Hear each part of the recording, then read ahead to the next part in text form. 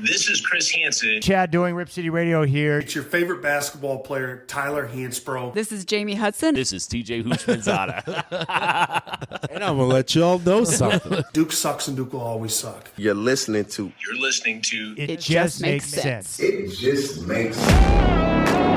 Football is back, and so are we, boys. Listen, this podcast is not about being right. It's about being entertaining, and sometimes right. I don't think we should just hand this guy his flowers or even prepare the bouquet until he's actually done something. Wow, Pete.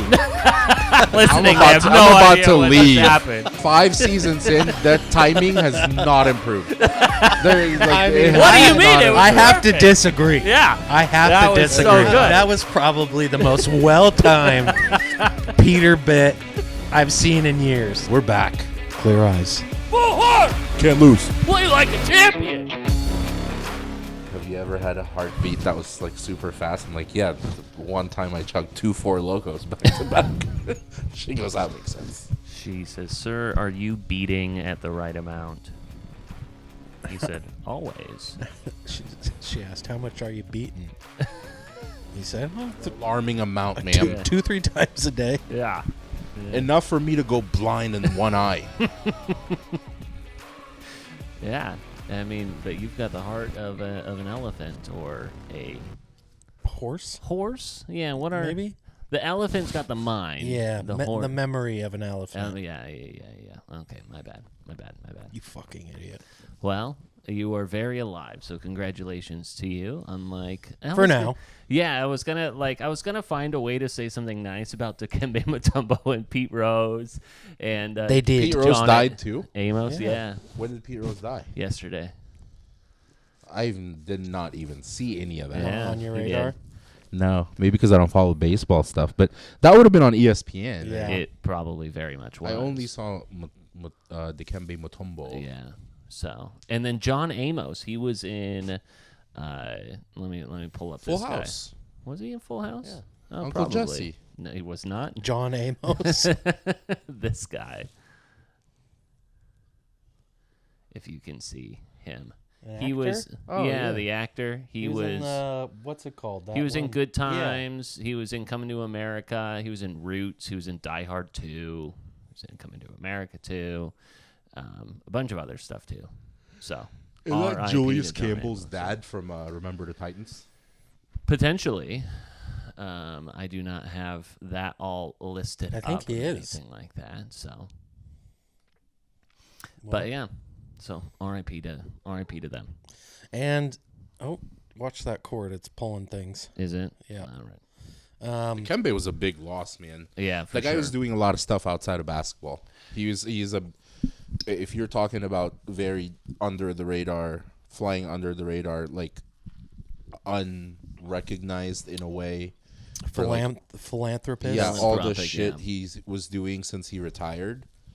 I mean, he's helped a lot of people. Yeah, stuff he did off the court for sure. Do you guys think that Pete Rose should be in the Hall of Fame posthumously? Because we had this conversation when the Shohei Ohtani stuff popped off. We did, yeah. And I think we all kind of agreed that if the MLB is going to let Shohei continue to do what he does, then they should probably let Pete Rose back in. Right. I think from that time it's become more clear that Shohei might have been telling the truth, that his translator was kind of taking advantage of him. It was kind of the guy, yeah, for sure. But I still stand by Pete Rose. I mean, let the guy in. Yeah. I feel like it's gonna get to a point where things that weren't allowed back then will eventually be allowed. Right. It's the same way that like you used to get in trouble for weed. Now you don't get in trouble for weed. Now it's legal. Yeah. Mm-hmm. In like 10, 15 years, players might be able to bet Yeah. because sport. I don't know about that. But you know what I mean? Like not on their own sport. Even if it like scratches, not on their own sport. scratches the surface of them being able to participate in a small way, then technically it doesn't matter as much. Yeah. I think eventually it needs to be scrapped. Yeah. And that, I think, to your point and your clarification about like not on their sport, it's just kind of like, Let the boys play. yeah. Let them have a little bit of something. I mean, Yeah. if 400, we talked about this. I think across all sports, like over $400 billion are going to be wagered. Like, Yeah. why not let them have a little bit of fun there? What would be all players that got in trouble for taking money from boosters? Now NIL exists. Sure. Now you can't get in trouble for that shit anymore. The Fab Five, Reggie Bush, all that shit. Mm-hmm. It's like things are going to evolve and change, and you can't crucify the same person 30 years ago. Yeah, So fucking give it to him. that's true. I kind of hope that the estate of Pete Rose or whatever, if they do come back and say, hey, we're willing to put him in the Hall of Fame, they're just like, fuck off.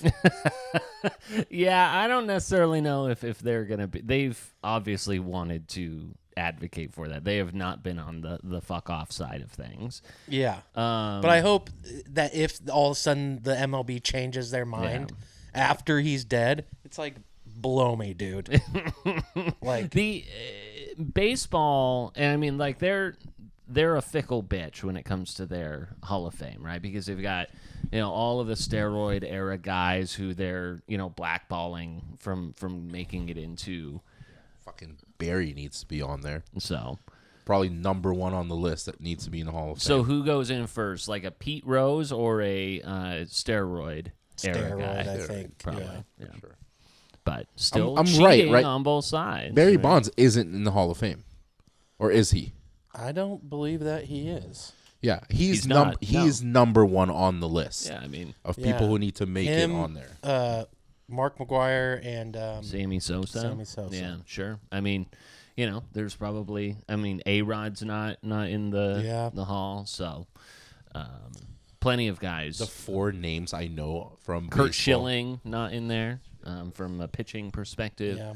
But and when you talk about cheating or when you talk about betting, Pete Rose, Miguel, you had yourself some time at A this past weekend, and you sent us a bet slip that looked like it had every reason to cash.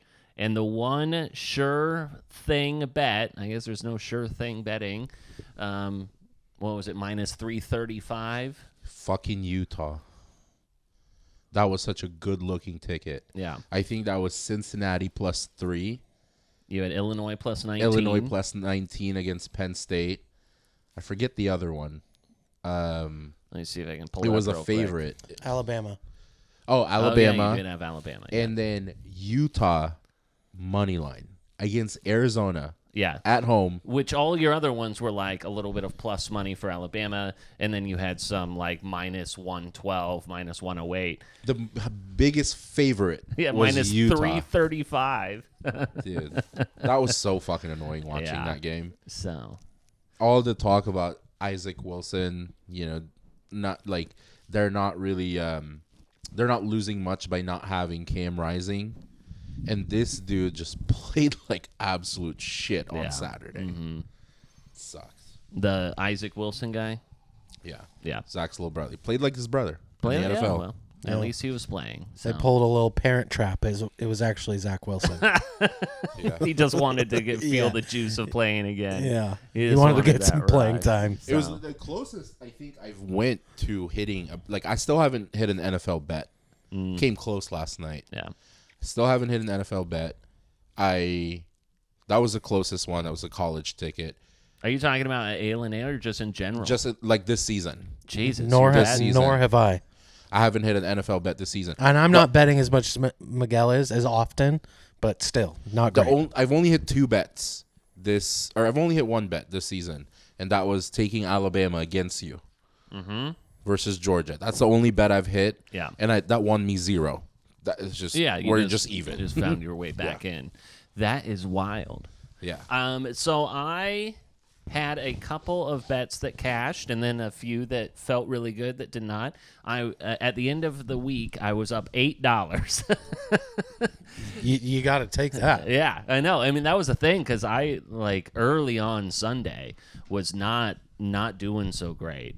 But I parlayed the Chiefs, the Bengals, and then who was another heavy favorite on? Just like the three biggest favorites. I put like Cleveland were heavy favorites. No. The Jets were favorites. They were. They did. This is one that actually ended up winning. But either way, that one was like, okay, I'm going to put a lot of money on that. That feels good. 30 return 60, whatever. Small bets here. It just makes sense. But here was one that I did different. Have you guys played this where you do, you pick one player on either side to potentially score a touchdown? Yeah, I did it this weekend. Yeah. Mine didn't hit, but it felt so good. Right? And they're usually like minus 300, minus 400, and then I just like teamed up like 4 or 5 bets to kind of double. Wait, I don't know money. what you're talking about. You just pick an anytime touchdown score from each game. Right. So, like, for So it instance, works Monday out- Night Football. It works out. There's 4 games yesterday. Yeah. So you pick one from each team, and it parlays into really big odds. Just one scorer from each team. Yeah, or this one, for instance, I think we're talking about something a little different because mine is like individual game, so it'll pick a touchdown score from each team. So like Monday Night Football, for instance, would be like Kenneth Walker or Jahmyr I saw that. Yeah, Gibbs, that's not what I did. or Jahmyr Gibbs to score 1+ touchdown. It basically like it's like minus safer. 300 or 400. Okay. You team a number of those up where you go, okay, absolutely, that's gonna hit. Oh yeah, I love that. And I think I just did too many. So, There's never too many. yeah, but I think I like picked one from like every game in the early window, and I was just like, Lindsay, there's just no way this doesn't hit. She was like, should I film you saying that so that then I can show you losing here in Peter- about 2 hours? You got to stop talking to your wife about gambling. First of all, she has no interest. Yeah. All she hears is you I learned that a losing while money. ago. Uh-huh. But I was up $8 at the end of the week. So Oh, well, shit. Fuck me. yeah, and like, and that's My bad, man. Right, You I tell know. her. Yeah, that's a win. That is a She's win. just upstairs waiting to do things to you for that $8 win. Ooh, yeah. We're talking about a nice sizzler dinner. Texans fucked Oh. us. They did, yes. On our They group bet? They were the one that messed up our group bet there. All That I was a know big is I old got bummer. fucked by red teams this weekend. Is that true? Utah in college and Arizona in NFL. Oh, So sure. I do this every week. I do the alternate spread, 15 of them. Arizona was the only one that didn't hit because they could not stop the Commanders. Yeah. Let's see. The Cowboys didn't play this weekend, right? They were off. Yeah, they played on Thursday. Yeah. Oh, beat that's the right. Giants. They had the Thursday game. It seems like so long ago. They beat the Giants by 5. Weird score. It Before we get like deep into sports, were you going to show something? I was, but it Okay, can go wait. ahead, go ahead. No, there's no time sensitivity to this. Okay, I told Miguel a little bit about this story earlier, but I wanted to tell you, Pete, because I just purchased a home, and there's some things you've got to do when you purchase a home. Yes. One of which is replacing all the keys in the locks and making sure yeah. it's all new and secured. So I had gone through my home warranty company to get a locksmith to come out, and this guy comes out and he shows up much earlier than expected, Oh, sure. which is great, Okay. Yeah. except I was taking a shit. Oh no. Yeah. So I was like rushed trying to, get out of the bathroom, Yeah. get to the door because I didn't want to miss the appointment, and Right. He's like a door knock. He's not there. I'm gone. Exactly. Yeah. Mm-hmm. So I hurry up, and I had all intentions to put Cusco away, but because he was early and I was taking a shit, I didn't have the opportunity to Right. do that. Sure. And Cusco immediately goes up to him and is, saying hi to him. And thankfully, the guy was like very receptive, hi puppy, petting him, all that kind of stuff. So I was like, okay, we're chill, whatever. Yeah. And so I'm kind of walking him around, showing him the doors that we need to have changed. And obviously we're in the midst of, getting everything settled.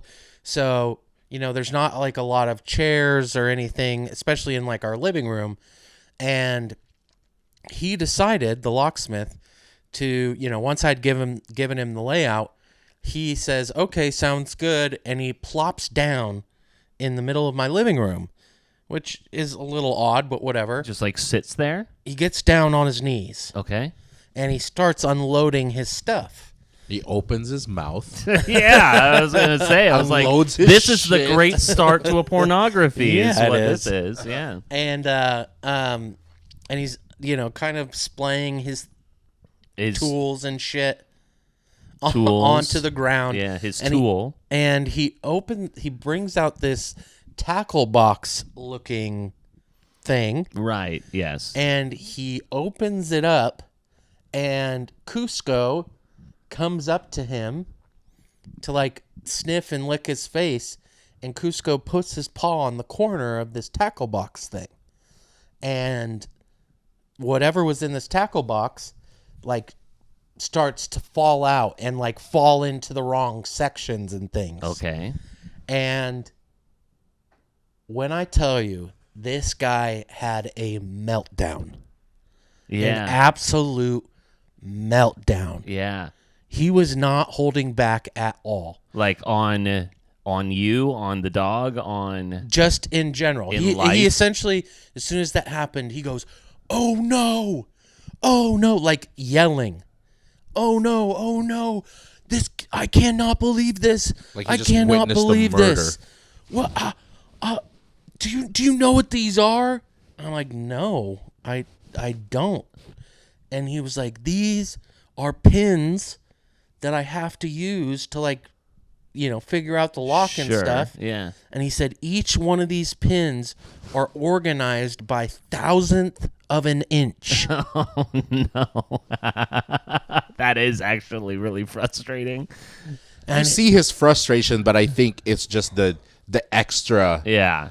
And it was probably 5 minutes that he was just going on and on. And you weren't matching his level. You're just like, No, I'm not understanding this, bro. I was like, "Hey, I apologize. Can I help you?" And he's like, "There's nothing you can help with. I can't identify the differences between these." Yeah. And I was like, "Okay, well, I'm sorry. I'll put the dog away." And he was like, "This has ruined my day. This has ruined my day. This job was supposed to be an hour. Now it's going to take 3 hours at least." Just going on and on. And what, so he could charge you extra or something? it's home warranty. He's not paying. I'm not paying him a cent. Mm-hmm. And so, literally, I'm listening to this guy groan and moan, and excuse me. I'm like, "Hey, I'm really sorry. I should have put the dog away, blah, blah, blah." And he's just going on and on, will not stop. So eventually I'm like, "Hey, I'm really sorry. I'm going to leave now. I'm working, and I have a meeting that's going to start. I have to go in the back room. If you need me, please come knock on the door." Yeah. And I didn't have a meeting. Yeah. And so I'm sitting in my office with Cusco, and this guy, for a half an hour, I can hear him through the door just groaning and moaning and motherfucking us. Yeah. And "I can't believe this happened. This is going to take me forever. Blah, blah, blah, blah, blah." And and at one point he gets so frustrated. He just goes, "Fuck, fuck, fuck. I can't take this." And he goes out the front door, slams our front door. Wow. Those are glass doors too, aren't they? I know. Yeah. Was Jared not home? No, it was just me. By say- the way, side note, I learned that our doors are called plantation doors, which I don't love. Yeah, gotta change Anyways, that. Yeah. And so I'm like, "Okay, did he just like walk out on us?" Like, Do you say "Daddy, chill"? Should have. Daddy, chill. is that a what's that fucking movie? No, that was a viral video. Yeah, it was a viral video where this. Oh yes. I know exactly what you're Yeah. talking about. Anyway, so I'm like bunkered in my room, trying not to get in his way. And eventually he comes back inside. He's working. He's still grumbling and moaning, whatever. And after about an hour, I go out there and I'm like, "Hey, can I get you anything? Yeah. Do you need a water?" Yeah. A chill pill, maybe. Whatever. Yeah. And he's like, "No, I'm fine. Just need to finish this." Very abrupt. And I'm like, "Okay, I'll get out of your way." Yeah. And it continues to go, still huffing and puffing. And then eventually he comes to knock on my door. He says, "Hey, I'm done." And he goes around, checks all the locks. And, he said, "Hey, by the way, I just wanted to apologize. for my reaction, wasn't very professional. And I'm like, hey, I appreciate that. Sure. I get it. That's frustrating. And then he has the audacity to ask me for a review.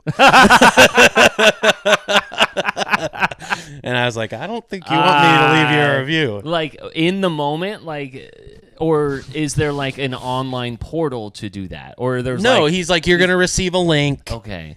If you could please leave us a review. And it's like, dude, Yeah. I know how reviews work, and I don't think you want me I to don't think you want leave this. me. Yeah. It was just an Leave your- example of a person that's probably hasn't faced a lot of adversity. I could tell he watches a lot of anime. Yeah, this guy, like, you haven't faced a lot of challenges. Like, the way that's what it sounded like, the way he reacted to it is like you experience one small setback and then his world just ended. Yeah. Well, I mean, you would think that there's an identifiable way on these things as one color through- code them for yeah, God's sake. something like that. There's a little etching that has the thing. It's an inconvenience, know. but people drop shit Bad all the organizational skills on your part there, buddy. Well, and also it's like, why are you plopping down in the middle of the floor on carpet and whipping this thing out? Yeah, like we've got a do it dog on the here. counter. For sure. Yeah, that's also very true. And one whipping significant his tool out. significant point I forgot to mention is when he got there, before the spill had happened, like I said, I was taking a shit. Yeah. And Oh, no. And he asked, Can I use the bathroom? yes. And then the spill happened, Yeah. and then I was like, oh, by the way, the bathroom's right here. And the bathroom it's right across from my office. And he's like, I just need to use the restroom. So he put the stuff to the side, and I was like, okay, it's right here. Went Have into it the flushed? wrong. And I did flush, but I went in my office, and he goes into the bathroom, and I hear him just go, God damn it. Like, worst day Oh, ever. man. Just hit after hit after hit. on Bad this day guy. for homeboy. Yeah. Good thing you didn't ask him for a review. You'd get 1 star. I know, dude. Yeah. When you were setting that up, though, and you were talking about just the social awkwardness or maybe wanting things to be in a certain way, and you have and this isn't exactly the same.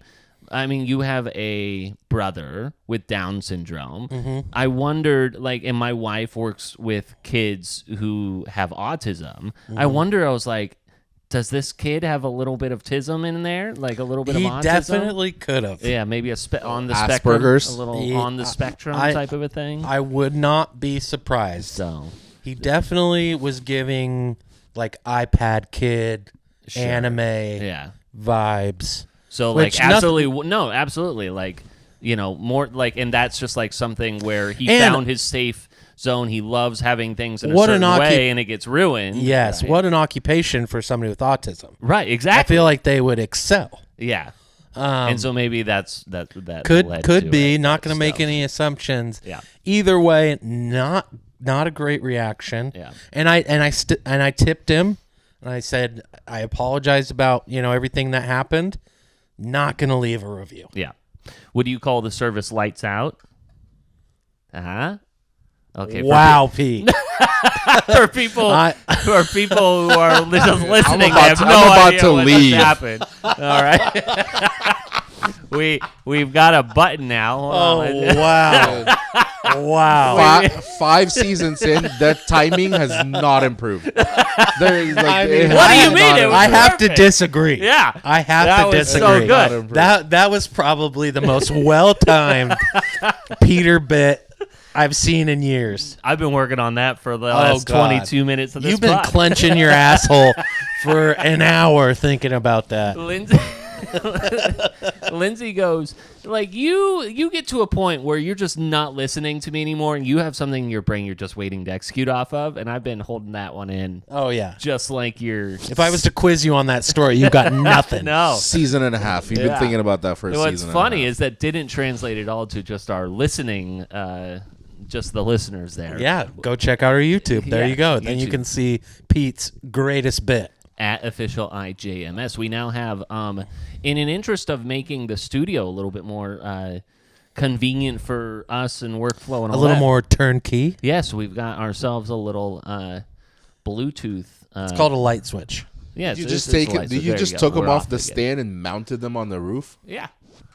Okay, now they come back on. Ta-da! Some good shit. Yeah, it's pretty. It's just like on a Bluetooth switch. It's incredible. Miguel hates that he agrees it's yeah, good shit. he's like, And you know what? I was trying to figure out if the garage door would hit that one. Oh, That's yeah, what I was yeah. staring It's at. kind of attached to. Anyway, so that's where we're at. So, at official IJMS. Check out the YouTube channel there, where you can also watch this next thing. We were talking a little bit about Dallas and when they played. There was such a funny bit. Do you guys see how the NFL on Fox team tricked Rob Gronkowski into thinking that a tight end existed where he didn't exist at all? Let me go ahead and play this video. So the NFL on Fox crew, so Rob Gronkowski is a notorious dum-dum. And so the entire NFL on Fox crew convinced him that a person existed on the Dallas Cowboys who does not exist at all. Okay? So they're recording what Rob believes is a live segment, and this is how that whole thing went. So everyone is in on this except for Rob Gronkowski. The video is about 2 minutes long. All right, fellas, 10 seconds back. Straight, who do you want to talk about here? Dallas game, let's talk about Russo. Back in 5, 4, 3, That's what I was talking about. 2, 1. All right, we're on the air. All right, later today, it's America's game of the week, and it's one you don't want to miss. The Dallas Cowboys go for their 6th win in a row, and right now they take on a Buffalo Bills team that I guess, Jay, there's some breaking news. I just got off the phone with Mike McCarthy, and you guys know how big of a weapon Rich Russo is for that team. Right? As a tight end, They just activated him, right? They just activated him. They didn't know if he's going to be able to play today. They think he's good to go, not only today, but they are going to put him heavily into that game plan. Expect a lot of Rich Russo. That's big because Russo is a complete game changer. He takes so much pressure off Dak, takes so much pressure off the run game. Great blocker, great receiver, red zone threat. Now He's you can't amazing. focus Listen, I on thought it TV. was a stretch. They were talking about Tony Gonzalez. They were talking about Gronk. I don't think he's Gronk. Gronk, where do you list Russo as, like, among the tight ends playing today, at least? He's been out for a little bit, so he might be a little rusty coming back, but I think they're going to give him the opportunities, that's for sure. But also they got Ferguson as well. They're going to be a 1-2 combo. Yeah, but here's the thing. Ferguson has been the guy because Russo's been hurt. You got to admit, with Russo coming back, it just changes their offense. Yeah, but Ferguson has been showing that he's the guy right now. They're going to still feed Ferguson. He's the only guy in the league that has 2 fingers missing on his right hand. That's why he's been out, and he's back now. So is that going to affect him when he's catching a pass? Yes. I don't know. You tell me. You're the guy. I don't know. I still have all 5 of my fingers. But you know what? No, you're the guy. All 10 of my fingers. All 10 of my fingers. Each hand, all right? All 5 on each hand, Tim. This is a joke. There's no better person to prank. I was wondering out for you. Is that live? Was that live? In my mind, like, I was going to say, right when it was done, I was going to say, guys, I never heard of Rich. You got Gronk. Terry Bradshaw was a fucking. That was a wild card. Every one of those He's missing guys. 2 fingers. You think that'll affect how it catches? I got all 5 fingers. I mean, all 10. That's good. There's I no mean, all better 10. person to prank. Yeah. than him. God, I hope they make that. And maybe that's a one-off time that they can do that. You gotta keep doing that. You got to keep doing that because there's no way that he's going to, like... Well, and it's remember good that that, they so. did it to him first because they can tag it with Gronk'd like Punk'd, Yeah, exactly. and now they can do it to everybody. Love Can it. they? They can. Because you know that Gronk is not doing any sort of None of those guys prep or anything like not that. none of them, but I would bet you that a large portion of those guys hardly watch. You know, They're just going in with all their legacy shit and all they of get their- the notes Yeah. from the producers. That's probably true. Yeah. They know what points to hit. Yeah, say this, say that. Yeah, Yeah. I got you for sure. I don't know. Do you? I don't know if this is gonna work or not. Have you seen this like Do Re Mi challenge? Oh yeah, with the ball through the hole. Yeah. Do you think that you would be able to do that like on the first one? You're You're the guy who is. I've watched a few of those videos, and I think that the app does not accurately doesn't reflect what it actually is. But I would love to give it a try. Do you want? Okay, let me see if I can. Let's do it. Is this good podcasting, though? I think it is, because there is someone who is so bad.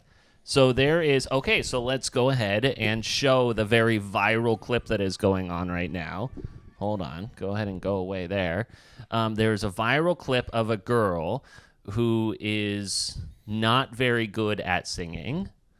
Let me see if I can bring this back out here.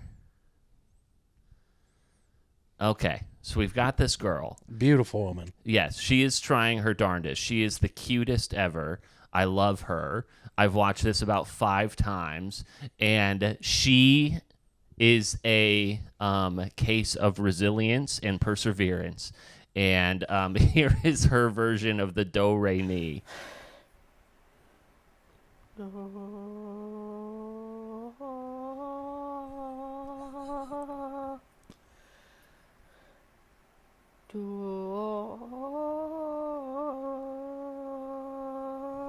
What is she trying to do? She's trying to do the Do Re Mi Fa Sol La Ti Do. So the higher you go, the ball goes through the circle.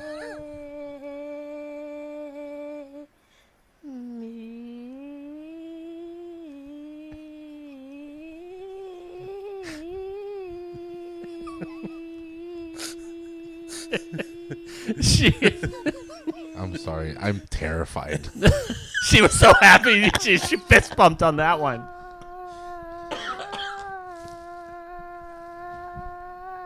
So hard. Look at her eyes. The eyes are just looks terrifying. Is this an app?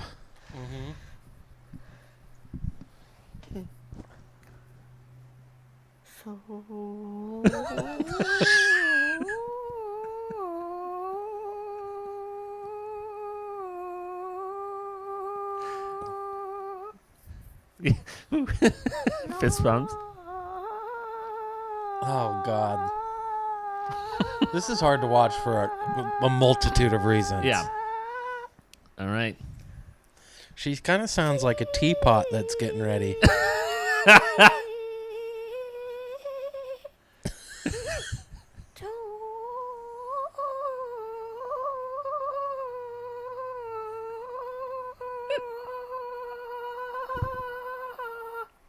Oh my gosh.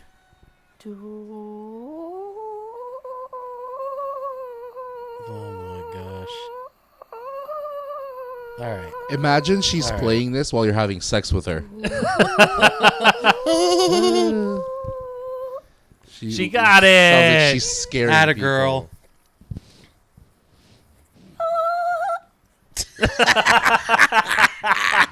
Just for good measure. I love her. I love her so much. I watched that multiple times today. So now I want to try your luck at this. Let me see if I can find this filter here.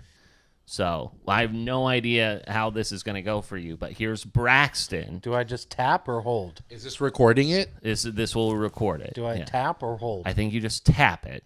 But just try and see how that goes. Do.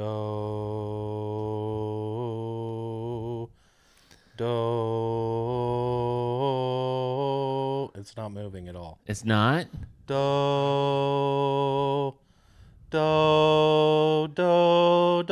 Is it not moving? Do. Re. It's not. Let me see. Re. Yeah, it's not. It's defective, dude. It's defective. Okay. Yeah, it's defective there. Hold on.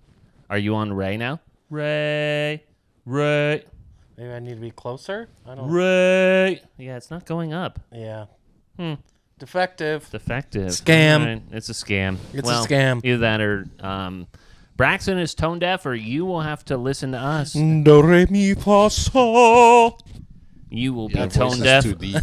You'll be tone deaf listening to us on it. Just Yeah, makes that sense. great bit.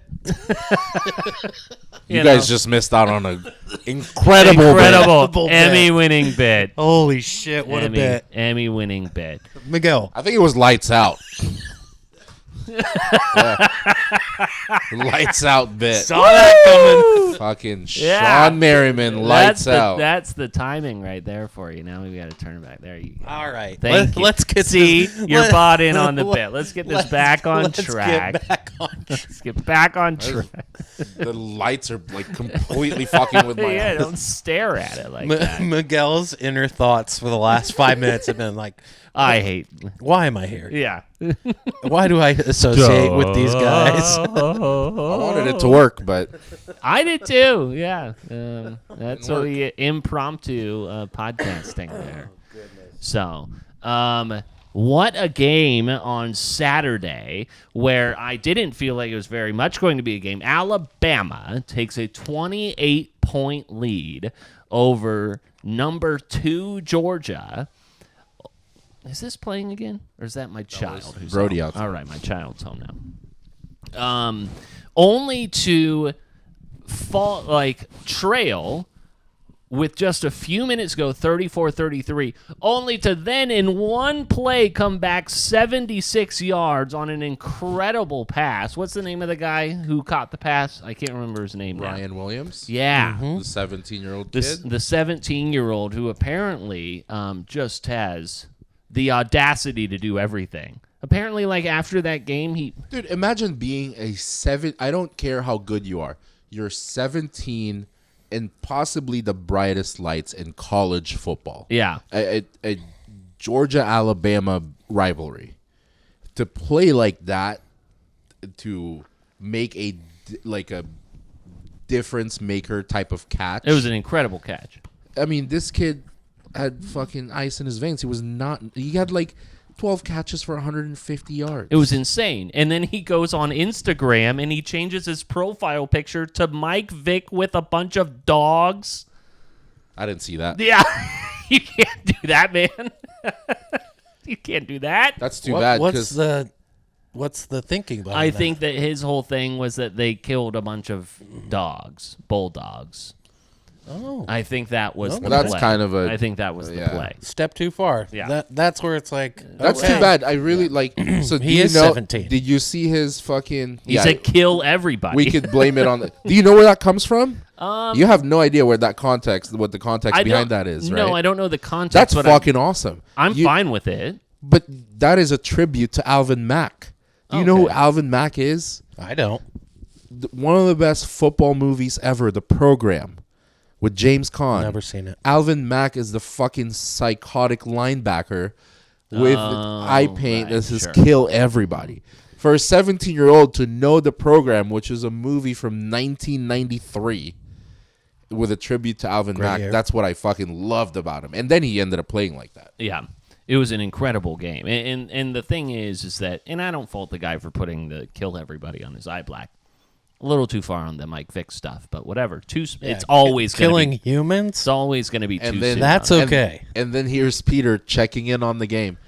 Well, some blatant PIs not called on against Alabama. There was. Because you saw one. There were 2 or 3, especially late in the game. And the best part is you just saw the blatant, quote-unquote, PI against Alabama not addressing the more than obvious PI against Alabama at the end of the first half where Kalen DeBoer lost his goddamn shit. Yeah, that's true. It was like... Hey, it didn't fit my narrative. It didn't fit my narrative, and I wasn't betting on that. And yeah, Miguel, come on. Duh. So, and I'm that was such the a thing. dummy. So I didn't put it together. What's wild is that, and I was texting you guys, I went to a concert on Saturday night, and it was 33-15 or something crazy like that.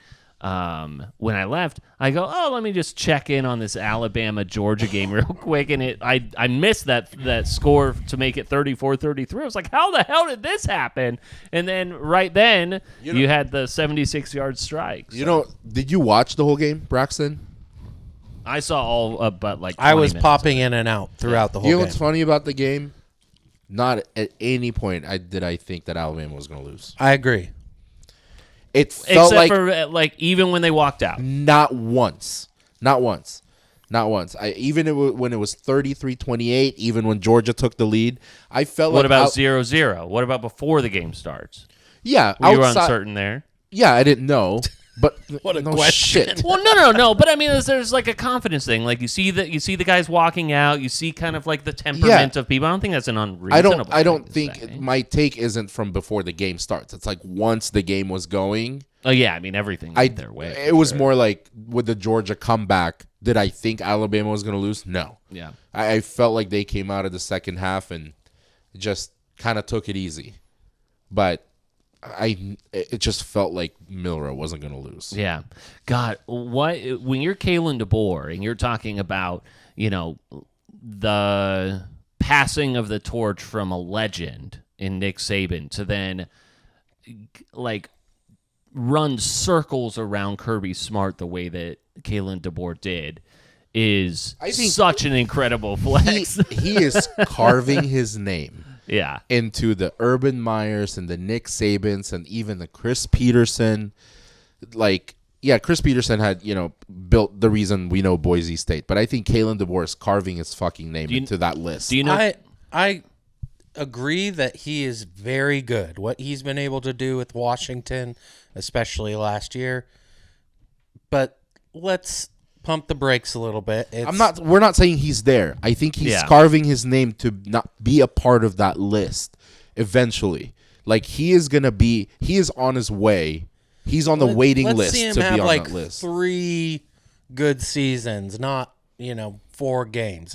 I agree. I'm not trying to take away. He is very good and has the potential to do that. But outside of you, I saw this on ESPN, on Twitter, that a lot of people are like, oh, he is the next, Urban Meyer. He's the next Nick Saban. It's like, okay, let's I truly fucking believe that. I believe that. And people have talked about perception wins and perception losses on the other side. Perception wins being like this means so much more than the actual win itself. To do that in your first year after Nick Saban in front of Georgia, like every single one of those like box checking things that you can now like hang your hat on in recruiting, in booster funding, in everything, it just like will become like a snowball effect. But that doesn't. I mean, they're already going to have that. I also know why you're not a fan of his because I reminisced about the time last year. Fucking incredible. I'm not saying that I'm not a fan. I think that he's very good, especially now that he's removed from Washington. He obviously did incredible things at that school, but to put him in even the 2B category of somebody who's won 7 national championships is a little ridiculous. I think that like it's a little, if you're talking about like premature to do that. Yeah, if people are saying he's there now, I don't agree. I'm saying he's on his way. Why? You can count in because he went to 1 national championship. And he beat Georgia top once? college coaches. Name top college football coaches. Once you would consider like in the Hall of Fame. Well, Nick Saban, Urban Meyer, Bear Bryant, Lou Holtz, who's the Texas guy at North Carolina, Mac Brown. I'd put him up there. Chris Peterson, I'd put there. Yeah, but exactly, and all of those guys. You don't use all of your fingers in both fucking hands. That's how rare it is to find a really quality college coach. I agree, but it's the same attitude like that we talk about with the NFL. There's a lot of good quarterbacks, right, that we love and want to give credit to, but nobody's elite until they actually fucking do it, until they win a Super Bowl. And I think it's the same for college coaching because that's one of the only things that seems to be more consistent is coaches staying with these programs, especially big programs like Alabama. I don't think we should just hand this guy his flowers or even prepare the bouquet until he's actually done something. I mean, but you're fighting the fact that we're saying he is on his way. Like, we're not saying he's there. And I'm not saying necessarily you in this going moment to be there.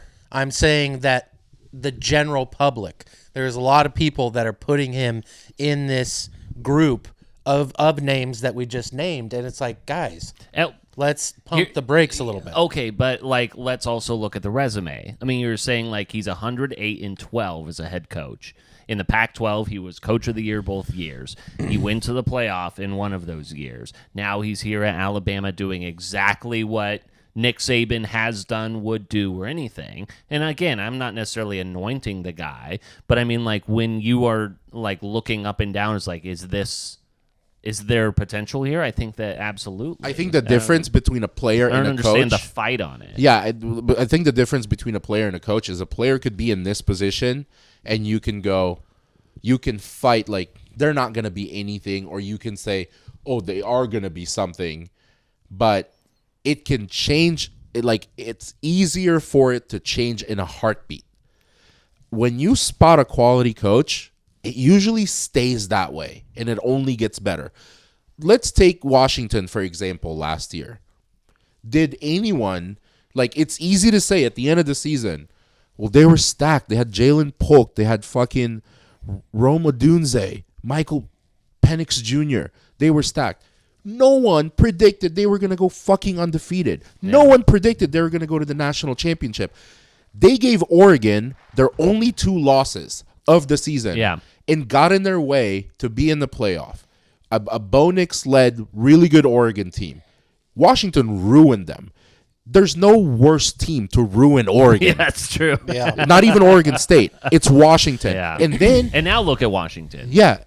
And then he goes to Alabama. I mean, that's probably your biggest Kalen DeBoer sign. Look at Washington now. I mean, granted, they lost a lot of players, but then you go to Alabama. The shoes you have to fill. Yeah, the season isn't over. They're 4-0. The shoes you have to fill. I mean, you could lose recruits. Yeah. Nothing has changed. That program has not dipped just because Saban isn't around anymore. Yeah. I mean, they look fucking scary. And I want to make it clear, I do believe that he is very good and has that potential. But again, I think, and not specifically you guys, but the general public kind of giving him his crown already. I feel like let's give the guy a full year. Let's see if he can do something, to put him in the same category as a Nick Saban, who's won 7 national championships. So you at least know how I feel about Justin Herbert and Josh Allen now, because now you're kind of seeing it from this point, right? But I've agreed with you. We've just been on different ends. I understand, that what I'm trying to argue with those 2 players is that they are great quarterbacks. Yeah. You know what I mean? And I agree that DeBoer is a great coach. Are they Hall of Fame elite, championship quarterbacks or coaches? Not yet. Let's see. Nick Saban was 4-1 against Kirby Smart, just to kind of put a bow a little bit on that. Now Kalen DeBoer Kirby Smart has won 1 game against Alabama since he took over as coach. I think he's 1 for 7 or 1 for 6. Isn't that wild? He's never been able to beat him. Yeah. Speaking of, we're talking about blatant PI calls and anything like that. Did you guys catch the ending? And I'm sure if you didn't, Matt Barker told you about it, which was the ending of the Virginia Tech Miami game. Wild fucking game. That was insane. I don't understand why you take that score off the board. I mean, it's just kind of like ruling on the field as a touchdown. And I mean, again, you kind of talk about fixes in type of a thing. You just go like, what the hell was that? I mean, I reached out to Matt on my own because it's just like, that was bullshit. Yeah. Especially, again, you're talking about like how perception wins and what this does, for a program. That was very annoying to see the end of that. Then you had that wild finish between Michigan and Minnesota, that crazy onside kick, and then which ultimately changed the rules of the onside kick in the Big Ten immediately.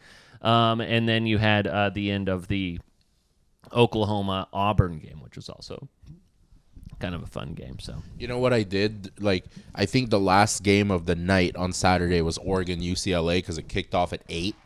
And I think it was late game. The Utah-Arizona was at the tail end while Oregon was going, and they're blowing out UCLA. I was talking to somebody who loves Oregon and hates that I hate them. So we're just texting, going back Somebody and forth. we know?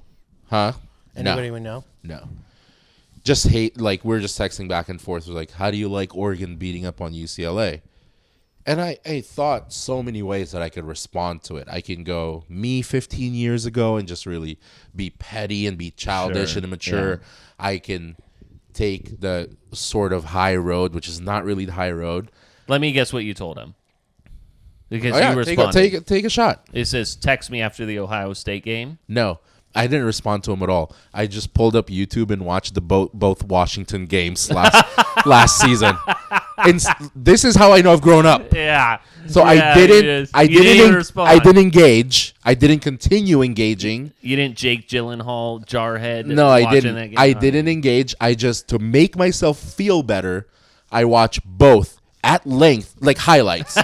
They're not the full game, but they were each 18-minute highlights of you did Pac-12 in 60 minutes. October 14th and the championship, Pac-12 championship. Yeah, you game. like that. Getting those corners just getting and safeties getting cooked. When Penix threw a pick, and then right the next play, Bo Nix threw a pick, and I'm like, and then it also made me realize this is why this last season and the season before. This is why these Duck homers were so high on this season. Because now, outside of Vernon Adams. Was Vernon Adams? Yeah. From Eastern Washington? Yeah. Outside of Vernon Adams, they have now experienced a successful transfer. So they're like, we get Dylan Gabriel from Oklahoma. Mm-hmm. Oh, my God. The second coming, Lord and Savior, Jesus Christ. Look what happened with Bo Nix. I mean, had it not been for Washington, we would be playing Michigan, possibly have a shot at winning the national championship. Dylan Gabriel, it's your turn. You're the next Bo Nix. You're the next second coming. And then you see the Idaho and Boise State game, and you're like, I mean, it was kind of nice for now, like, kind of 2 games in a row, not necessarily being, like, too worried about the end result of a game. Yeah, and I think that if you watch that game, it was what I enjoyed to see as a Ducks fan is there has been consistent and obvious improvement in each game. Yeah. Like that UCLA game was start to finish a well-constructed, execute the game plan. Yep. Achieve the results that you intended to. That's easy to do against a below-average team, though. Well, I mean, like, all they've UCLA played is not good. A below-average team. Yeah, and they're going to possibly get another one. That says a lot. Well, in the fact that some of those games were close. Yeah. But if you're improving, that's a good thing. I'm trying to take positives, Miguel. Yeah. Such a pessimist. And I hope this is not like, yes, I fucking can't stand Oregon and anything Duck-related. Unbiased take. I do not see them beating Michigan. If I don't unbiased take when it comes to you talking about Oregon is impossible, but I know what you're saying. Like I'm just talking straight football, just from like watching both teams this season. I do not see them beating Michigan. But and I feel that way about Michigan, how do you think I feel when Ohio State goes to Autzen? Okay, you've made that clear. So then that's a bloodbath. Okay, but Minnesota is clearly not as good of a team. I think they'll beat Minnesota. No. This is about Michigan, Minnesota. Oh, yeah. Right? I'm not basing it off of just that game. I'm just like Michigan this season. Yeah. I don't think they'll beat Michigan. I don't think they'll beat Ohio. I think it's a joke to even think that they would come close to Ohio State. I don't think Illinois is a cakewalk. I don't think Illinois is a cakewalk. I mean, at Illinois all. got their. I mean, correct me if I'm wrong. They got their. I mean, they lost by 2 scores, but it wasn't a competitive game. The score. I watched that whole game because I had a bet on it. That was not a accurate reflection of what happened in that game. Illinois is not a shit team. I think that within the last couple of weeks, that like Michigan has opened the door to make this game more of a toss-up. And Oregon, on the other side, has like kind of settled the waters a little bit in terms of like, Jesus, can we just get what we're expecting here, right? Like, we know how this should go on paper, and yet it's not. And so I feel like in the last couple of weeks that Oregon's more dominant wins mixed in with Michigan. I mean, they beat USC. That was impressive. But I mean, like, and it's still a month away. Yeah, I feel like I feel a lot calmer about how things might go in that. All I'm seeing with Oregon, and again, like this is, like I'm, believe it or not, I'm trying to say this as like just a football take. Sure. I don't see the team that everyone else is seeing. I don't think this Oregon team is as strong as last year's. I don't think it's as strong as the year before. I don't think this is a team that'll be in the top 6 at all. I think, just don't. I think that obviously, like, once they get to the Michigans, Ohio States, the likes, and to where the offensive line is going to be at that point, I think that's going to be super but you know what I think they're missing? It's not like obviously I have no choice but to like follow Oregon because you all do. So I see a lot of their games, and I've been following Oregon for years just to see who's coming in and out of there. Let's say the O-line improves. I still don't think that even scratches the surface of like how bad they are. But those it factor players, they don't have them. They don't have them the same way that they had them last year. Who's their Troy Franklin? Who's their Bucky Irving? Jordan James? Jordan James isn't it. Jordan James, he's not even who's number 5. Who was like the small fast dude? That was a backup. Jefferson or something? Do you know who I'm talking about? Yeah. Taj Mahal. No, it's not Taj Mahal. It would be. Do you know I'm talking about? The small running back. Yeah, I don't know. He's not even that guy. I would take that guy over Jordan James. I don't think they have those same track stars, the Tyreek Hills that they've had. They don't have them this season. I don't see the same team that's going to be able to pull through when it matters against big names and big teams and bright lights. Yeah, I think the thing that I'm kind of clinging on to at this point with the Ducks is Dante Moore is number 5. He's a quarterback. But. In previous teams. Oh. Taj, the running back. He's small and he's fucking quick. He was Gibson? Not Gibson. He's a basketball player. Yeah. I can't remember. Yeah. But as I was saying, I think the thing that I'm personally kind of clinging on to is the obvious improvement from week to week. I think even if you're not a Duck fan, you can recognize that every week they have gotten exceptionally better. And that's, if they can continue this trend, especially coming into this Ohio State game, which is, next weekend, that's really what I think is going to give us the most boost. I don't disagree with you on that. That's something you look at for non-elite teams. If you're focused on improvement week after week, that's not something you look at with Alabama, Georgia, Ohio State, Texas. It absolutely is, though. No, it's not. It is. Those teams just stay. I'm not saying that they're not going to improve, but as a fan, you're not going, I just hope we improve. Not with those 4. That's why those 4 will be up there. I can understand it if you were rooting for a team that isn't winning. But if you're winning and you're continuing to get better, that's exactly what you want to see out of your elite team. Were you talking about Travis Dye or CJ Verdell? No. This is like a hyphenated 2 last name guy. I don't know how you guys don't know him. Real fans you are. I think that I know who Dye is. Yeah. He's maybe Taj isn't. I'm pretty sure he had 2 last names. All right, well, we'll take it into beta. Yep. Yeah. Not a big college football slate this weekend. You have, let's see, Missouri versus we're going Texas to the Beaver A&M. game. We are going to the Beavers game this Saturday. weekend. How have you not noticed that, boys, that we're going to the Beaver game Because this that's weekend? fake. You're a flip-flopper. Yeah, at this point, it means nothing. Me wearing Oregon State gear is more authentic than you wearing Oregon State gear. I don't even go there. I'm not even a real fan of That's anything. a lie. No. You're more of a flip. Whatever. At least I commit to them because of my hate for Oregon. That's my really only tie. Okay, so you're a big super fan of the Oregon State I Beavers. don't claim to be. I'm just saying that's the sad part about you is I would consider myself more of a Beaver than your flip-flopper ass. You're a because bastard. Your closet's half Oregon, the fact half that Oregon you're State. arguing that says a lot, Pete. Whatever. Why wouldn't you want him to be more of a Beaver fan? Let's go Beavs. Yeah. That phrase explains it all. Yeah, I know. I'm sorry about that. That's like saying. Let's go ahead and finish. That's like saying. I'm done. I cheer for Washington and I cheer for Oregon. I just want both teams to do well. It's like those people that do not understand rivalries. You cheer for Carolina, you cheer for Duke, you cheer for Yankees and the Red Sox. It's not that. And I deep. know They're not even in the same conference anymore. That's still They're a not even in rivalry. the same For conference people anymore. It still matters for the people who remember. Okay. Do you remember? Remember? Yeah. What's your memory like? Not an elephant. Well, it's good enough. Yeah. What a callback. Yeah. Talk about tying a bow around shit.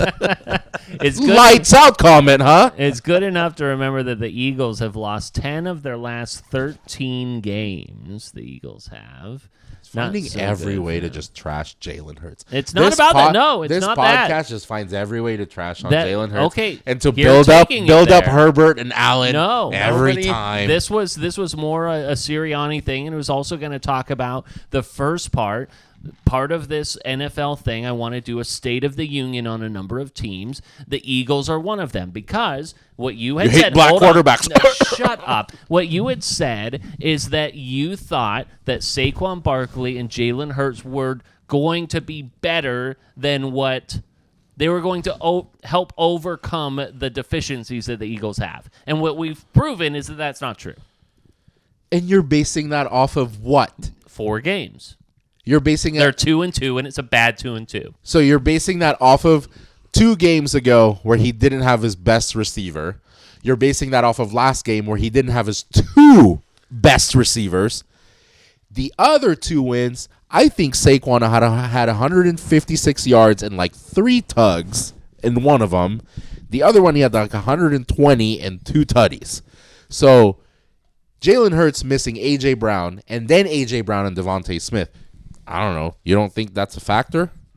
I think it could be a factor. So I don't necessarily think it's fair to be like Saquon and Jalen doesn't work. They're 2-2. I'm not saying that they don't work. I'm just saying that, like, is there and so clearly for you, the State of the Union on the Eagles is no concern. No concern. Half of their defense is missing.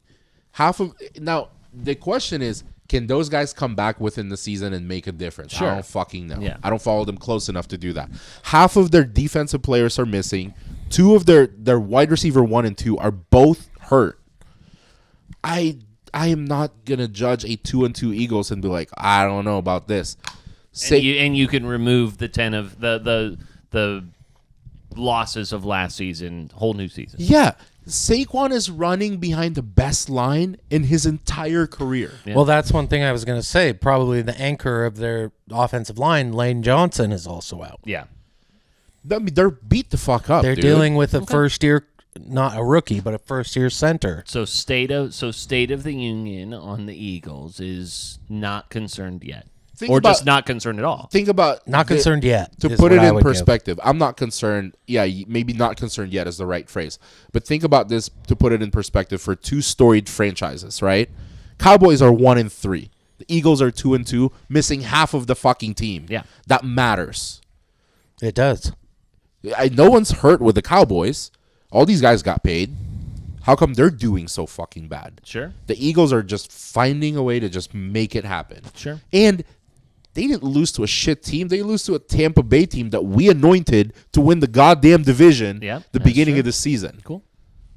Which also lost to Bo Nix. Just want to throw that in there. They did do that, yeah. But out of that division, I think Washington, in big surprise to me to see Jaden Daniels lead this team to the point that they're at. They seem, and I know it's early. Yeah. We talked about it. Go ahead. Finish your thought. I was going to say they seem dominant. Yeah. 23 scoring drives, 18 incompletions total for Jaden Daniels this year. Who's the only one here that believed in him? That's been believing in him for over a year. Juan Miguel, I believe, is the guy there. Hey. Never met him. So at Sun the Devil ties, baby. At the end of this episode, yeah, no one remembers him from there. He did real well there. People only remember him from LSU. So who gets who gets to claim him? LSU? LSU, Yeah. yeah. Because, I like, mean, the ASU guys threw his shit away. Yeah. I mean, ASU. And he won a Heisman. ASU cannot claim him at all. 0. He won the Heisman at LSU and rushed for like 2,500 yards. That's true. Yeah. And technically, they were trying to bury him because of Caleb Williams. And now he's doing better than Williams and Nix combined. Yeah. At the end of this episode, I am curious if you guys would like to rebet. Yeah. Would like to rebet the division winners, given we're going to be cash out and take the loss? There's no cash out. They're not going to give me a cash out. Could we just take the loss on what, $60? Yeah, we take the loss on $60 and maybe just go in on another 30 or something like that. Oh, I mean, the bet's going to stay. The bet will stay, yeah. I mean, we can't cash it out because we have the fucking Dolphins, which we'll talk about. So we're in a essentially second. like hedging and placing another division bet? Yeah, exactly. Ever heard of it? Yeah. Ever heard of a hedge? Like I'm going to say no to any fucking bets. As stupid as this sounds. So you talk about a team that has a lot of injuries. The next team that I want to talk about from a State of the Union, the Kansas City Chiefs. Rashee Rice gets hurt, likely a season-ending injury after. Is it? Oh, I mean, did you see that knee? Yeah, but I have not heard that it's season-ending. They haven't said season-ending. They're just saying they're going to know in a couple of weeks. But chances are, the way that knee looked after Patrick Mahomes throws an interception, goes to do a little crackback block right on Rashee Rice's knee, thing goes the wrong way. There's no coming back from that this season. Which team can handle shit like that and make lemonade out of lemons? Well, okay, so is that how the saying is? No, because here's that is making lemonade out of lemons or whatever. Yeah, you said it right. I fucked it up. So you've got Rashee Rice is hurt, Hollywood Brown hurt, Pacheco hurt, and then Travis Kelce, who finally had his first good game. Yeah. So then you go, is worthy of being your wide receiver 1 at this point? He's not going to be wide receiver 1 because clearly you're way behind on the fucking news today. What's the news? Guess who's going? I mean, it's between the Jets and the Chiefs. Devante Adams? 50-50. Devante Adams goes to the Chiefs. It's fucking game over. Yeah. Because he's either going to play back with his buddy Rodgers with New York or go to the Chiefs. If you're Devante Adams and you're getting up in age and you want to have a real solid chance at a ring, where are you going? Yeah. You better go to Kansas City. Well, I mean, like if you're used to Rodgers, but the Jets just lost to the fucking Broncos. They did as 8-point favorites on Sunday. But it seems as though Rodgers may get a little bit more motivated with a guy that he's not with to. Garrett Wilson there. I would love nothing more than for him Garrett to go to Wilson Kansas City. Pretty clearly do not see eye to eye. Yeah. Well, who does Rodgers see eye to eye? It's already thrown Robert Saleh under the bus. Shocker of the century. We all saw that coming, right? But, I mean, it's just kind of like Rodgers wants things in such a particular way that unless you do it his way is, like, not going to work. And, you know, he found his way out of Green Bay because of that. He was at odds with everyone there. Couldn't get young wide receivers to do anything the way that Jordan Love is being successful in doing, the way that Matt LaFleur is being successful in doing. But it's just kind of like, it's tough to be Aaron Rodgers these days. My problem with Rodgers has nothing. I know a lot of people don't like him for his like off the field shit and maybe comments or whatever. My problem with him is I've never seen somebody get the praise that he's gotten for somebody that's won one Super. I understand Super Bowls are hard to get. Super Bowl 20 years ago. This guy is getting the benefits from a 2010 Super Bowl for the rest of his fucking life. A couple of times an MVP in between. And I agree. I mean, like, it is no secret how I feel about this guy on this podcast. I do want it, before we get back to the Chiefs, let's talk about Devante Adams. For those who are unfamiliar with what happened, Antonio Pierce has dragged Devante Adams through and through in post-game press conferences here and there. And then, you know, he's sitting because he's injured. Probably not. We all know how that goes. But then apparently Antonio Pierce liking comments on Instagram that says Devante Adams may have played his last game as a Raider, and then has to like unlike the whole thing or whatever. Devante Adams saying, no one's talked to me about this internally. He didn't come up and be like, oh, that was a mistake or anything like that. it's just kind of like, and I think that Adams is handling it really well. He's letting Antonio Pierce ruin the situation, and I think there's like, you think about like all the egos and things that you have to placate to in the NFL or whatnot. I mean, we saw Chip Kelly have a really tough problem with this kind of in his second, third year as Eagles coach, right? I mean, like, you're managing in this situation just a ton of egos. And it just seems that there's a disconnect between him and Devante Adams. Honestly, they beat the Browns. Yeah, they sure did. Yeah, we'll talk about the state of the Browns here in a second. Guys, back to Devante Adams. Easy, okay. But honestly, I would love to see Devante go to either of those teams.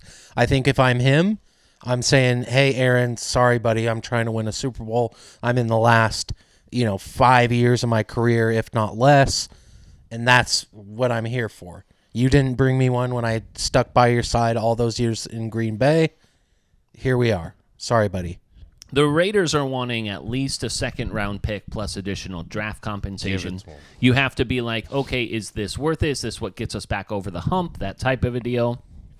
Because here's the thing. Devante Adams with the Chiefs, with Kelsey, with Worthy, and then let's say Rice doesn't come back, but like Pacheco comes back. Hollywood comes back.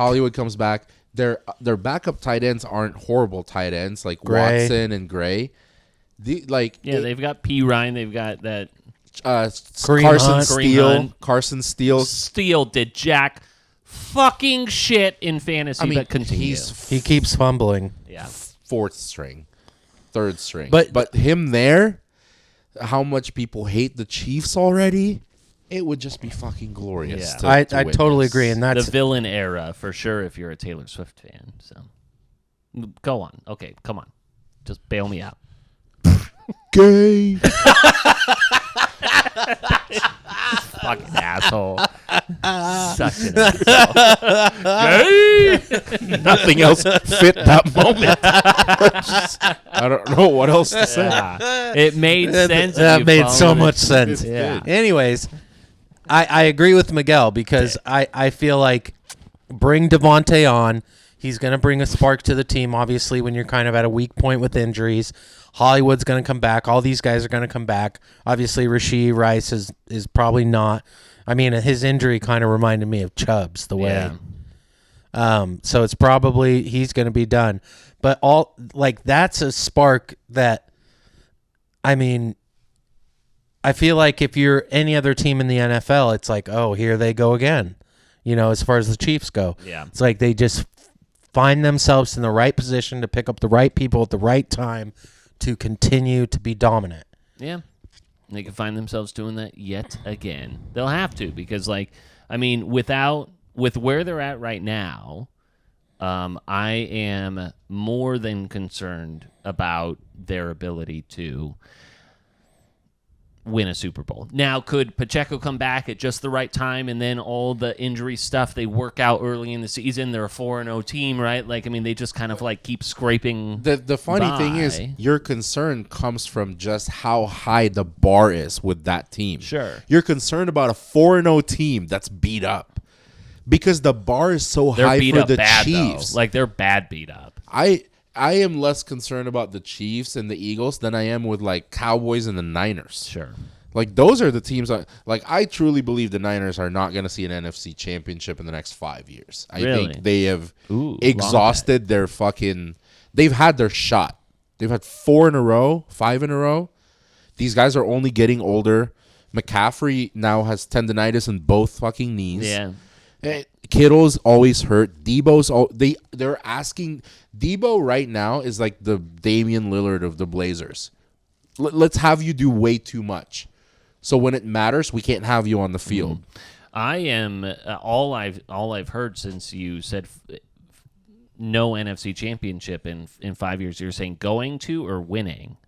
So I don't think they're gonna make it back to the NFC Championship in the next 5 years. I think they've exhausted their shot. Do you want to do a $100 bet on that? It's a 5 years, bet? dude. It's a Let's good do long 3 bet. years. It's 3 years. Let's do this year. I don't even make I'm bets for $100 2 on weeks this year. from now. $50 this Whatever. year. That's a lie. You have some long-term bets. on that ledger?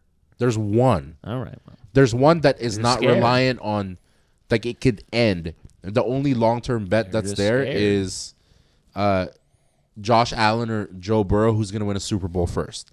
That could technically end every season. Okay.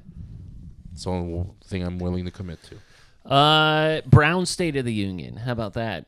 Where do you see your Brownies right now after their loss to the Raiders? Be honest, they suck. Because do you and do you see Deshaun Watson in a month's time still as your quarterback? No. No is the answer to that. I want Jameis. Wow. I want Jameis. Suck on your fingers and say it. No, thank you. The W. I get it. Yeah. Salty. No I shit, was salty. Pete. Yeah. But no, I want Jameis. Let's get the number one pick. You think it's like that? I do. But would you get the number one pick with Jameis? Yeah. Or would you be more likely to would you energize your team with Jameis? I think it's one or the other. Okay. Because I think with Jameis, you can kind of recoup the season and, have fun with it. Still get a decent draft pick. But I think if you're thinking about winning, you put Jameis in. Exactly. Yeah, I don't think the Browns are in the position to fight against the Panthers to tank. You put Jameis in, Chubb is not out for the season. And that's so there's two sides to this. The positive side, you put Jameis in, Chubb comes back possibly next week or the week after, and you try to, put it all together. Sure. Kind of similar to last year with Flacco. Let's see if we can make something happen. How about Flacco on the Colts, by the way? I don't want to talk about it. All right, cool. That's one side. Or you say, fuck it. Let's just tank this season. Let's run Deshaun. Let's put Deshaun on display every week for the shitty quarterback he is, so it makes sense when we try to do away with his contract at the end of the year and we take whoever's available, whether it's, Quinn Ewers, whether it's Shador, whether it's anybody, and try to start fresh. But at the end of the day, if you think that Browns fans, including myself, are not equipped for this situation, boy howdy. I don't think you've seen 0-16. I think Browns or the Browns organization are not going to want a shit show of a display for Deshaun. It makes it harder to shop him around. I don't think you're going to want horrible Deshaun week after week. I think you put Jameis in, save what's left of Deshaun so there's still a part of him that's appealing for other teams to take. But also don't forget that outside of Chubb coming back, I don't know, stop forgetting that you have fucking Amari Cooper. Amari Cooper is top 10 receivers in the league. Well, that's kind of the concern, is that there might be some personal shit that's going on between Deshaun and Amari. I wouldn't doubt that because he is not throwing him the ball at all. I don't know why. Who else would you throw it to? I'd fucking give it to him every time. Yeah. So that's what's concerning, and that's what makes you think, should we, move on to Jameis, because Jameis is going to throw the ball to Amari. He's going to chuck the ball around. Probably throw a few interceptions, that's for sure. But it's going to be fun. Cost of doing business. Do you think that Deshaun has trade value? Assuming that the Browns would eat a fuck ton of that money. Yeah. He still does. Does he? Think of other players that have done way less than he has. He could that have bigger problems that have still had trade value. Yeah, but it's maybe he could go to a place like Miami or Carolina will fucking take him. No, they're probably good with it. Big Red. Yeah, they're so, taking him. and that's kind of what I was wondering on this, because I haven't done the research on cap situations, dollar amounts, what happens if Tua decides that he doesn't want to play football anymore or anything like that. I'm just thinking, and moving on to State of Union of the Miami Dolphins, I kind of thought, correct me if I'm wrong here, or what your perception was, is that this was more a Mike McDaniel success than a Tua Tagovailoa success. That the Dolphins are good because Mike McDaniel is good. But now all of a sudden, Tua's out again, and they are, I mean, again, your backup quarterback should be Snoop fucking Huntley. They should have had a guy who was more seasoned right behind. They should have been ready. It's malpractice not to have a good backup quarterback in. But, like, I kind of thought that this was a Mike McDaniel success versus a Tua success. And if you had a guy like Deshaun Watson or anything like that, maybe you get renewed interest or something like that. He didn't want to be in Cleveland fucking anyways. That's why they gave him $230 million guaranteed. They're like, this is FU money. You have to come here. Because he didn't want to go there. He wanted to go to Atlanta or somewhere else. That is like, could you renew a guy like Deshaun Watson's interest? Salary cap be damned to get him to Miami. I think, first of all, that is such a nitpicky talking point take. I'm not Which part? The whole thing? Everything you said. Okay. I'm not denying the importance of a good coach. I mean, I would be dumb to argue against that because I've always said Andy Reid is a huge part of Kansas City. That's why they're doing so well year after year.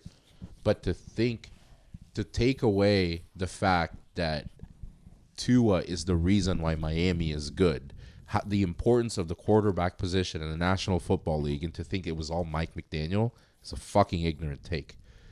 The reason the quarterback position gets paid so much is because look at every team who doesn't have the elite QB.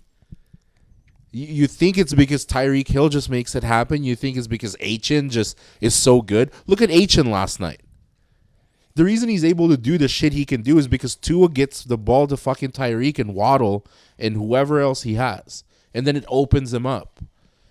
I mean, you can have a genius for a coach, but if you don't have somebody executing on the field, a.k.a. your point guard and your fucking leader, you're not going to go anywhere. Right, but I mean, it's not as if, like, Tua was like, I mean, Tua couldn't throw down the middle to save his fucking life. It's not like he was their savior. I mean, like, he was a good quarterback, but I mean, it's like... I'm not saying he's Tom Brady, but to take any credit... Look what happened to them since he's gotten hurt. Yeah, it's terrible. It's well, absolutely and also, terrible. if Mike McDaniel was a good coach, Tyler Huntley is a playoff-winning all-star quarterback. You should be able to make something happen with that kind of talent. I would argue that Tyler Huntley is one of the best backup quarterbacks available in the NFL. You think Tyler Huntley's one of the best? Yes. Tyler Huntley was Snoop? a Pro Bowl quarterback. Well, I mean, like, that's how many cherry picking. How many backup quarterbacks could you name that you would take over? Cherry picking. Name another fucking. No, I'm just saying that like the whole thing about the Pro Bowl thing. Like, I mean, name he was another like backup an 11th hour. Well, the Pro Bowl. Name another backup quarterback that has won a playoff quarterback game. You'll take over him. And just period. And has been There's to a not Pro lot. Bowl. There's not a lot. And that's the thing. Like, you look around the league, you just go like, is there any sort of life in the backup pool? Right? Like, is there any good answer within the backup pool? Is there the Joe Flaccos that exist? I'm not saying that, like, Jimmy Garoppolo is there, but is Jimmy Garoppolo a wash type of a guy, or is he just a salary that no one wants right now? I don't know. So, I mean, like, that, in general, the fact that they didn't have if you guys think that Tyler Huntley was the answer as a backup quarterback, then that's fine. I just I'm not disagree saying with that. A backup quarterback is not the answer. It's not. I also don't agree that them playing bad last night is a Mike McDaniel, like, he's the reason for it. I just don't think this team is in the right headspace. Yeah, they're clearly not. I mean, yeah, there's absolutely mess not. going on in the sideline. They're yelling at each other. Tyreek Hill is. I don't ruined. think this is a Mike McDaniel fault. I don't think this is a Tyler Huntley fault. Isn't that his job? Isn't that like a head coach's job to try and manage the emotion of that team? Or is it just like so irreparable at that point that it's just like, gosh, like how many times does this have to happen to the point where you just go like, it's it too is tough the head emotionally coach's job. I'm not trying to take that responsibility away from him, but this would be a point of concern if we were in week 13. I mean, Tua got hurt 2 games ago. Yeah. They've played 2 games since. Didn't they win the week before? They're 1-3. Okay, so they lost last week and they lost this week. I don't think this They beat the Jags in week 1. I don't think this is where we freak out and be like, Mike McDaniel doesn't have control of the locker room, doesn't have control of the sideline. We're in week 4. I mean, one of the best The offenses. only thing you should freak out about is Colorado has 4 wins. Yeah, that's true. really what you should. Oh freak yeah, out we forgot about. to talk about that. The Dolphins, since Tua's gone down, have scored 15 points for one of the best offenses from last year. The guy couldn't throw down the fucking middle. He's not that important. It's true. That's true. A guy who some people have thought has not been that important. Jared Goff has a near perfect game with the Detroit Lions. It 18 for 18 from a QBR perspective. Even though it's crazy, right? Guy goes 18 for 18, 292, 2 touchdowns, right? And he even catches a touchdown himself. His QBR, a perfect QBR, is 158.3. His QBR is 155.6. Because of the safety. Was it the safety? Yeah. That's probably it. Yeah. So that was a great fucking game. It was fun to watch. I always like that. As shitty as the Tennessee-Miami game was, that game was fucking... I mean, there was, 80 points scored? 70? 70? It was 70. It was 72 because I made a live bet of over 75 and a half, and I thought there was going to be one more touchdown, and Geno threw that fucking pick. Yeah, 42-29 was the score. Those uniforms. Fun. Yeah. The Detroit alternate. Real nice. Lions coming out of the NFC then? Is that what we're thinking? I mean, I wouldn't be surprised. They seem, at this point, they don't seem to be as injury-ridden. They are on point. I definitely would take them at this point. Where is your confidence to win the division then with the Lions or the Minnesota Vikings? The 4-0 Minnesota I would take Vikings. the Vikings or the Lions every day of the week. I mean, like, where do you guys attribute this 4-0 thing for the Vikings? They've got themselves Sam Darnold as their quarterback. They've got Aaron Jones as a legacy running back. Obviously, Jefferson. Addison's back. He's healthier. So I think because Jefferson's playing. Yeah, I think for the Vikings, I think once they get into more of their division schedule and they have to play the Lions twice and the Packers twice, and I think things are going to come down to earth a little bit. I'm not trying to take away from what Darnold's been able to do. It's very impressive, but I also think the way that people's perception and the way they look at teams like this is the right Vikings team has J.J. McCarthy behind center. But it's almost like, don't you think what is being shown to you is a veteran quarterback just knowing what he needs to do, knowing who to get the ball to, not doing too much. Maybe the term is managing the game. Sure. You know who your best people are. You know who your best players are, and he gets it to them, and that might be why they're undefeated. They might not be undefeated had J.J. McCarthy been leading them. As a rookie who makes mistakes and bad decisions, yeah, sure. You don't know. And talking about coaches earlier, I think Kevin O'Connell. Yeah. Very good coach. Let's see. Do you see in a month's time Robert Saleh? I know I asked you about Deshaun Watson being your quarterback in a month. Do you think that Robert Saleh is still the head coach of the New York Jets in 4 weeks' time? In the November 1st or whatever that. Let's see. We've got November 4th. I Let's would call it November 4th because that's the Sunday. I would normally say they'll play out the season, but because it's Aaron Rodgers, I don't. He has too much of a say. He has too much control, and if he's not getting along with the coach, I don't think. You think? I agree. Yeah. So both of you think that he is gone by November 4th, and that Deshaun Watson will no longer be the quarterback of the.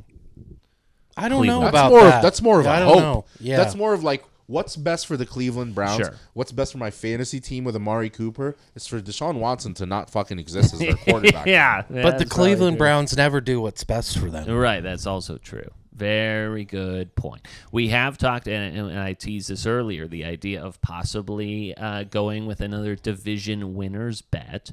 What did we do for the last one? 20 each? 20 each. Now we could go 10 this time. Are we? around. But are we going to pick completely different teams? Not necessarily. We don't remind us of the winners. Yes. So let me get to futures, let me get to division winners, and then let me get to our bets. So at the beginning of the season, we placed a division winners bet. One of those was the Miami. Ooh, we have a buyout of $8.38 for $60. For $60 to cash $33,000. Might as well leave it. Yeah. The Baltimore Ravens to win the AFC North. The San Francisco 49ers to win the NFC West. The Kansas City Chiefs to win the AFC West. The Bucks to win the NFC South. The Dolphins to win the AFC East. The Lions to win the NFC North. The Texans to win the AFC South, and the Eagles to win the NFC East. So obviously, unless something crazy happens with the Dolphins, and I mean, when you look at the AFC East right now, it seems a bit like a toss-up. Right now, when you look at the NFC East, you have the AFC East, my bad, when it comes to the Dolphins, Bills, Patriots, and Jets. You take Buffalo right now. You would still take Buffalo at minus 250, right? Just place them and see what it looks like. Let's take Buffalo for that one. Okay, NFC South. How do we feel about the Bucks versus the Falcons right now? The Saints have not looked as good the last couple of weeks. Take the Falcons on that. So if we took the Falcons at plus 170, you don't want to stick with the Bucks? Well, I'm just thinking of a completely different one than what we have. Okay. I'm not like trying to line them up. Let's be honest. The one before is a lost bet. So we're taking this one seriously. Well, I mean, we thought the last one was serious, but like now that we have 4 weeks of knowledge under our belt, I think that the value play on this, the Lions are at plus 145 here to win the NFC North. The Vikings at plus 105. I would still potentially go with the Lions. I would take the Lions. Yeah. So would you want to change that to the Bucks? I mean, I was picking the Falcons just to be different. Do we still think it's Tampa Bay? I think we come back to it. Let's come back to it because the difference is not huge. Because the Falcons are at plus 170 and the Bucks are at plus 180. The 49ers, I still think, will win that division. The Cardinals. Seattle has a chance? I don't. Okay. I still think that it is the 49ers division to lose. I have a hard time with that. You do? I mean, they're dealing with. I mean, McCaffrey might not come back. He might not. Mason's been okay. They've still got a lot of talent there, and defense is banged up. And then you also are looking at playing a bunch of divisional games, which have they played any yet? Any divisional games? No, I don't think so. And so then you've got next week. The Cardinals and the Rams. Rams should inherently be better, but they're not because of all of their injuries. I don't know. Miguel, what do you think? Seahawks or Niners? Minus 135 for the 49ers. Seahawks at plus 180. The only factor that's making me question the Seahawks is Geno. Like, it seems like Geno gets in his way. I mean, yeah, it's hard to trust Geno long Like term. if Seattle had a better quarterback, I'd be like Seattle all the way. Yeah. Because I don't believe in the Niners right now. Walker notoriously is getting injured as well. But Charbonnet is fine. DK is yeah. fine. Lockett, I think he Washed out. hasn't been there. Yeah, he's back to. If anything, DK status. wide receiver 2 would be like Njigba, Noah Fant, all these guys. But like Geno leading them. Okay, I'm fine with Niners. We'll stick with the Niners. Okay, the NFC East, we have plus 110 for the Eagles, plus 240 for the Cowboys, plus 240 for the Commanders, and then we won't talk about the Giants. I would be fine with taking the Cowboys. No. Yeah, I can't bet on Dallas. Dallas let me down twice this season. Yeah, already. Dallas been a tough one to bet on. But if we're doing Commanders Philly, I don't think Commanders will take over Philly. No, I think that the Commanders could potentially be a wild card team. I don't think they'll win. I don't think they'll win the division. Right, this is division winners. Yeah, right? I'll still stick with Philadelphia on this one. Okay. Philadelphia at plus 110, and then you have the AFC South right now, the leader in the clubhouse, the Texans at minus 270. Texans are dog shit. Are they? I think Stroud is in a sophomore slump. I don't think they're the same. Yeah, but I mean, like, you're looking at this division. Jacksonville could potentially be without their coach here in a couple of weeks. Tennessee, like Will Levis. They're the obvious choice in this division. Yeah, and like Tennessee, no Will Levis. They've got an irrelevant head coach. Who's the other one? No running back to save their life. And then you've got the Colts, who whatever happened with Anthony Richardson. And then you've got Joe Flacco, who leads your teams to apparently playoff. All right, but by default, it's Houston. Yeah. Yeah. So if we go with our current lineup with the Bills, Falcons, Lions, Ravens, 49ers, Chiefs, Eagles, Texans, 8 picks takes us at plus 86.66. $60 pays out $5,259.97. How is 60 only pay 5,000? The other one pays 33,000. Because there were longer odds then. We took a lot of favorites. We've taken. Are you saying the odds of the other ones like in the 100,000s?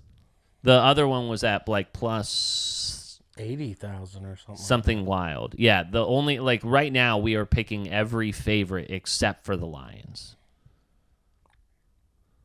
The Lions aren't favorites? No. The Vikings are at plus 105. If you change this, and so like, okay, you want to change it to the Buccaneers from that, then that takes you to plus 89.91. Okay, you're saying it different. I thought we were in the 80,000 odds and you're paying $5,000. We're just an 8,900 odds. Yeah, 8,900 odds. You read it like we're at 89,000 something. I'm sorry, 86.66. How dare My you. bad. So $60 pays $5,000. Yeah. Hands in. Place it. Place the bet. Hands in. Yeehaw. We'll hold off on another weekly bet. Let's place this one. This is our weekly this is bet. it. This is the weekly bet. But let's see. That's kind of all I've got for you boys. Other than like we've got NBA players reporting this week. Who cares? But actually, we do care. LeBron saying that Bronny is better than LeBron was when he started in the NBA. Yes, it's Love liar. that. We know none of that's real. And talking about how his wife played 2K for the first time just so she could play with his son. Right. Yeah. What a fucking heartfelt moment, huh? Carl Anthony I don't think Towns. Kevin Durant is going to go to Oklahoma, which means I win that bet. Oh, sure. Time will tell. I suppose so. A month? Yeah. Yeah. Actually, 2 weeks. I know. Yeah. Right before NBA players report, you get the Karl Anthony Towns, oh my God, trade to the New York Knicks. So Gross. But like I thought that it was, seeing Dante DiVincenzo, Julius Randle. Oh, who else went in that deal as well? All those guys. Yeah, I mean that's what I'm saying. DiVincenzo wasn't a part of that trade. Yes, he was. You sure? 1,000%. I thought it was Randall and like 2 picks. I mean, unless something changed, I'm pretty sure it was Dante DiVincenzo. I did not see Julius DiVincenzo. Randle. Hold on. Let's look at the official deal. They're keeping all the Nova players. No, I don't think that's right. But let's go. Dante. Carl. The New York Novas. You want to bet? Bet him. I'll do you a solid. I won't bet you because you're going to lose. Okay. Let me look this up. Da-da-da-da. Minnesota receives Julius Randle, Dante DiVincenzo, Dates Biop, and a 2025 top 13 protected Detroit first rounder. Candidates False news. Sure. All right. This was from 2019. Yeah, huh? Yep, that's just exactly how that went. Colorado and Prime are 4 wins in. They beat UCF by a lot. They sure did, yeah. Did you see that Nick Saban picked UCF? I thought that was interesting. Can you admit that they look pretty good? Sure. I mean, you could also admit you're going to lose this bet. Right. That's why I was kind of hoping that I would win the Georgia bet so then I could then hedge my way back out of it. Not for how much shit he's talked about Prime. There's zero. The buyout would be more than what he's losing. Yeah, perfect. Because that's why I asked. They play Kansas. That's a win. So that's 5. And then a couple more shitty teams. They got to eke one out after that. You got to what one out? Eke. 4 wins. Well, the podcast is over, so we're going to go collectively eke one out together. So, Jesus. God, I thought we weren't going to tell anybody about that. Well, yeah, I mean, it's how we end every episode. Oh, okay. It's like clear full hearts. You're just busting every time. Yeah, that's what happens. I know you prevented me from. Nothing sucks my dick in more inside my body than when you say full hearts that way. Yeah. Yeah, don't fuck it up, Pete. Ready? It's already barely out. Clear eyes. Full hearts. Can't lose. That was good. Yeah. Good bluey. Oh. You didn't even mean to do that. Don't turn it back on. Yeah, it's too dark in here. Yeah, show's over. Go away.